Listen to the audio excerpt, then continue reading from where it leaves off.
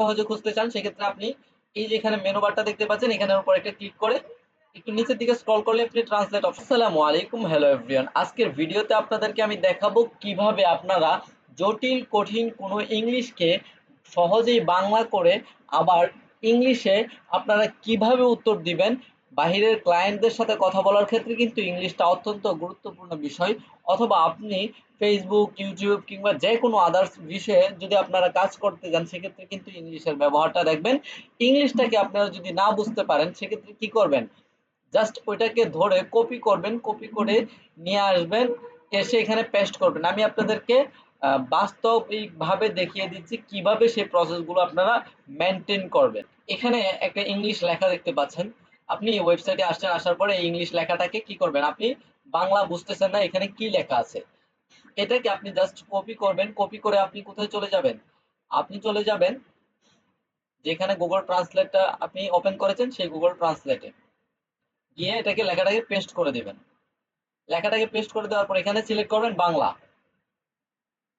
এখানে সিলেক্ট থাকবে ইংলিশ, এখানে সিলেক্ট করবেন ইংলিশ, আর এই ডান দিকে সিলেক্ট করবেন বাংলা। বাংলাদেশের সবচেয়ে স্বনামধন্য এবং পরিদর্শন করার সংবাদ পত্রিকা হলো সর্বশেষ বিডি নিউজ এবং বাংলা সংবাদের সাথে আপডেট থাকুন।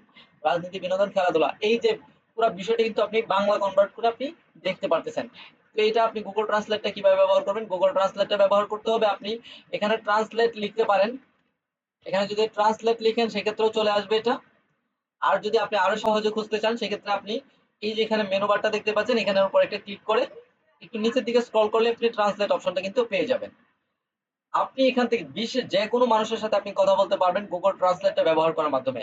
আপনি কি করবেন, যেই দেশের ভাষাটাকে আপনি বাংলায় রূপান্তর করতে চাচ্ছেন, ধরেন হচ্ছে তার ভাষাটা হচ্ছে স্প্যানিশ ভাষা, স্প্যানিশ ভাষাটা এখান থেকে কপি করবেন, কপি করে এখানে দিবেন স্প্যানিশ, দিয়ে এখানে বাংলাটা সিলেক্ট করবেন। দেখবেন স্প্যানিশ ভাষাটাও বাংলাতে রূপান্তরিত হয়ে গেছে এবং বাংলাতে আপনি যখন এই লেখাটা বুঝবেন, বুঝার পরে এখানে আপনি বাংলা সিলেক্ট করবেন। সিলেক্ট করার পর এখান থেকে আপনি আপনার মতো করে মাইক্রোফোনে বলতে থাকবেন। আপনি মাইক্রোফোনে বলবেন, এদিকে কি করবেন, স্প্যানিশটা সিলেক্ট করবেন, এদিকে স্প্যানিশ সিলেক্ট করবেন। যার ফলে আপনি যেই কথাগুলোই বলবেন এখানে কিন্তু স্প্যানিশ আকারে কিন্তু কথাগুলো সেভ হতে থাকবে, কথাগুলো স্প্যানিশ আকারে সেভ হতে থাকবে। ঠিক আছে, এরপরে হচ্ছে মাইক্রোফোনটাকে এটা বন্ধ করবেন, করার পরে এখান থেকে কপি করে তাকে আপনি দিয়ে দিবেন। আর অথবা যদি ইংলিশে পাঠাতে হয় সেক্ষেত্রে ইংলিশটা সিলেক্ট করবেন। এই লেখাগুলো কিন্তু সম্পূর্ণ ইংলিশে রূপান্তরিত হয়ে গেছে। ঠিক আছে, তো ট্রিক্সটা কেমন লাগলো আপনাদের কাছে অবশ্যই অবশ্যই কমেন্টে জানাবেন। আর আমার চ্যানেল নতুন হয়ে থাকলে অবশ্যই চ্যানেলটি সাবস্ক্রাইব করে পাশে থাকবেন। আজকের মতো আমি নাহিদ এখানে বিদায় নিচ্ছি। পরবর্তী নতুন কোনো ভিডিও দেখতে আমার চ্যানেলে চোখ রাখুন। আসসালামু আলাইকুম।